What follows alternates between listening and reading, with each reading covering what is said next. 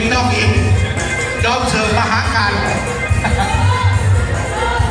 ตอนนี้เหลืออยู่5%แล้วนะเหลือ5%แล้วนะจากนี้นะเต็มร้อยมากไม่ถึง5%